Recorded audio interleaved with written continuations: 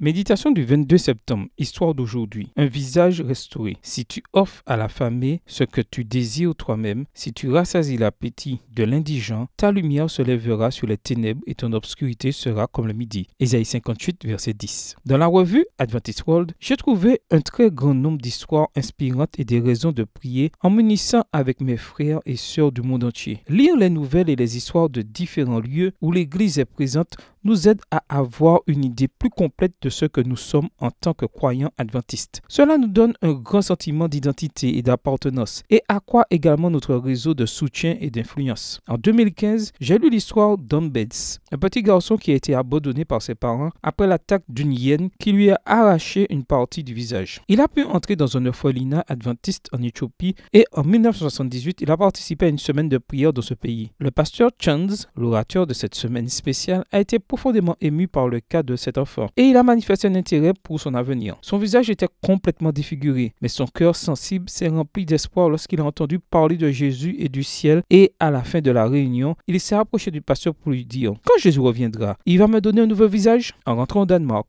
le pasteur a monté une campagne pour aider le garçon et un chirurgien plasticien a finalement fait plusieurs interventions gratuites pour l'aider à retrouver un visage. Au fil des ans, On Betts a épousé Hélène et a eu 3 enfants. Après les interventions chirurgicales, il a perdu le contact avec le pasteur et a cessé d'aller à l'église. Le pasteur Chand, pour sa part, a poursuivi son ministère pendant près de 50 ans. En 2014, peu avant sa mort, il a prêché dans un endroit où se trouvait Hélène et elle a assisté à la réunion avec ses 3 enfants. Avec sa femme, ce pasteur a rendu régulièrement visite à la famille pour étudier la Bible. Et finalement, Hélène et ses 2 plus grands enfants ont décidé de se faire baptiser. Le pasteur Chand a déclaré que l'expérience de baptiser 3 personnes grâce au travail effectué 36 ans plus tôt était vraiment spéciale. Tu peux lire cette histoire et bien dans ton corps et te souvenir qu'en consacrant ta vie à Dieu, tu peux porter beaucoup de fruits pour l'éternité. Connais-tu un orphelinat où tu peux apporter ton aide? Y a-t-il un hôpital pour grands brûlés près de chez toi? Dans le processus d'insertion, de nombreux enfants sont seuls. Dans le processus de réadaptation, de nombreux patients sont seuls. Tu peux également partager avec eux ce message d'espoir. Bonne journée à toi et que le Seigneur te bénisse.